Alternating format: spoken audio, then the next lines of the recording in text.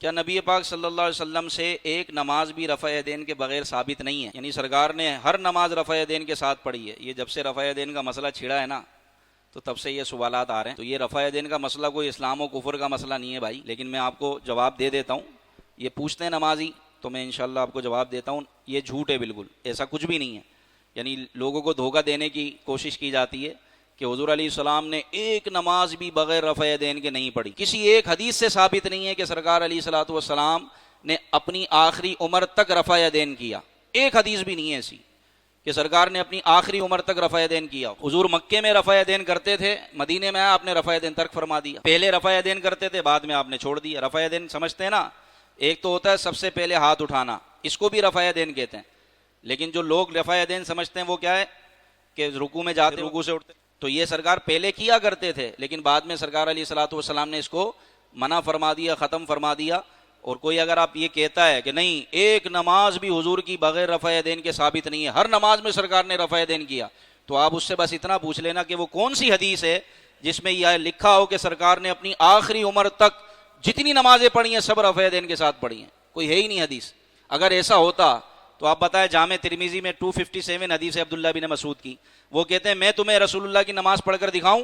انہوں نے نماز پڑھی صحابہ کے سامنے، صرف ایک مرتبہ کانوں تک ہاتھ اٹھائے پہلی مرتبہ میں، بعد میں آپ نے دوبارہ سے ہاتھ نہیں اٹھائے، دوبارہ رفع یدین نہیں کیا۔ حضرت عبداللہ بن مسعود، مولا علی اور دیگر صحابہ کرام یہ کیوں نہیں کرتے تھے پھر رفع یدین، جب سرکار علیہ الصلوۃ والسلام نے ایک نماز بھی بغیر رفع یدین کے نہیں پڑھی؟ تو پھر انہوں نے کیوں چھوڑ دیا رفع یدین؟ اس وجہ سے کہ ان کو پتا تھا سرکار پہلے کرتے تھے، اب بعد میں ترک فرما دیا، بعد میں چھوڑ دیا، اور اس پر احادیث ہیں۔ تو یہ مغالطہ ہے، دھوکہ دیا جاتا ہے عوام کو کہ ایک نماز بھی سرکار نے بغیر رفع یدین کے نہیں پڑھی۔ او بھائی، آپ کی مسجد میں کتنے کرتے ہیں رفع یدین؟ ایک دو آدمی۔ آپ چلے جائیں پورے پاکستان کا وزٹ کر لیں، مسجد بھری پڑی ہوتی ہے، اس میں چند آدمی رفع یدین کر رہے ہو، کیونکہ یہاں پر احناف کی کثرت ہے، اور احناف کے دلائل جو احادیث احناف نے ہم تک پہنچائی ہے وہ مضبوط ترین دلائل ہیں، وہ مضبوط احادیث ہیں، جس میں صاف واضح ہے کہ سرکار علیہ الصلوۃ والسلام نے رفع یدین کو ترک فرما دیا تھا۔ حضور پہلے کیا کرتے تھے، بعد میں آپ نے اس کو ترک کر دیا۔ تو یہ اس کا جواب ہے۔ اگر کوئی پھر بھی مزید ہے تو بھائی کوئی مسئلہ تھوڑی، آپ پڑھ سکتے ہیں، کوئی اس میں اسلام اور کوئی کافر تھوڑی ہو جاتا۔ اگر کوئی رفع یدین کے ساتھ نماز پڑھتا ہے تو آپ پڑھتے رہیں، لیکن احناف کا موقف یہ ہے کہ رفع یدین منسوخ ہو چکا، اور حضور علیہ الصلوۃ والسلام نے خود رفع یدین کو منع فرما دیا، اور صحابہ کرام نے اس پر عمل کیا۔ عبداللہ ابن مسعود جو حضور کے قریب ترین صحابی، قریب رہنے والے، اور صحابہ کہتے تھے ہم یہ سمجھنے پر مجبور ہو گئے تھے کہ ان کا اور ان کی والدہ کا حضور کے گھر اتنا آنا جانا تھا، اتنا آنا جانا تھا کہ بعض صحابہ یہ سمجھتے تھے کہ عبداللہ بن مسعود حضور کے اہل بیت میں سے ہیں، حضور کے ایک فرد، گھر کے ایک فرد ہیں۔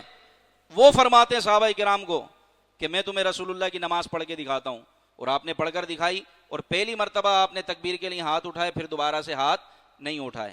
تو اس لیے آپ تحقیق کریں، 257 حدیث پاک جامع ترمذی کی، آپ اس کو دیکھ بھی سکتے ہیں۔